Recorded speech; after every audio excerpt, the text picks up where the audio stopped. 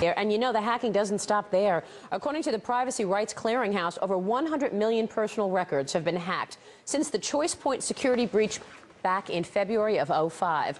A number leading many to ask major companies whether they are doing enough to protect customers. Joining me now to talk about it is Alan Brill, Senior Managing Director at Kroll On Track, along with Gary Morse, President of Razorpoint Security Technologies. Gary is what you call a white hat hacker, a person who attempts to break into networks, making the owners aware of security flaws. Nice to have you with us, gentlemen. Welcome. Thank you. Good to see you. Gary, let me begin with you. Tell me a little about how your business works. It's interesting that you're attempting to hack just to actually make people aware. That's right. We're considered professional hackers. We're paid to break into networks and demonstrate to the boards where the vulnerabilities are. And we try to teach our clients that security should be a management issue, not an IT issue. I mean, you hear all the time the buzzwords like firewalls and encryption and things like that. And sales of those products go up every year. And the number of vulnerabilities and compromises also go up every year. And what you learn from that is products don't secure things, processes do. Alan, do you think companies are doing enough? You know, there's never really enough, but what we're seeing is that the senior management of companies, in many cases at the C-suite level or the board level, are now paying attention because they recognize that the cost of remediating one of these incidents, the cost of fixing, making it whole for the people, of notifying, of fixing the systems can be huge, much larger than the cost of preventing it in the first place. Mm-hmm. So what do you think companies ought to be doing now? I mean, for one thing, I guess we all really need to be aware that this is happening, and we need to understand ways that we can protect ourselves. But what can companies do better in order to help that protection? Maria, you're absolutely right. The companies have to recognize it, and they have to recognize it at the highest level. It is not a technology issue. It's an issue that is life and death for the company. We can't stop using this information or collecting it, but we have to handle it properly.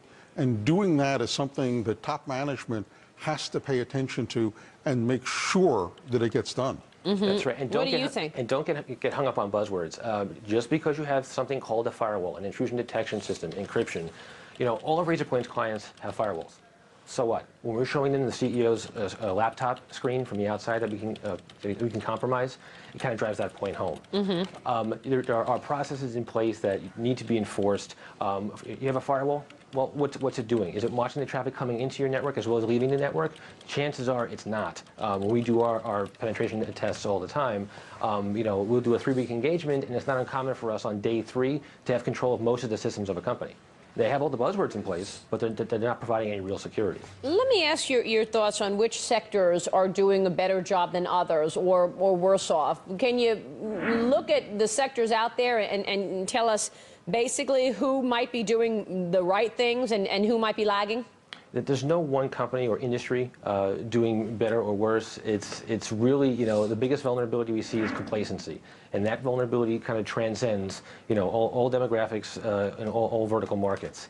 It's really just truly understanding what the attacks are and then applying a process, which includes some of the products, but to understand the real attacks first and know what you're protecting against. Right.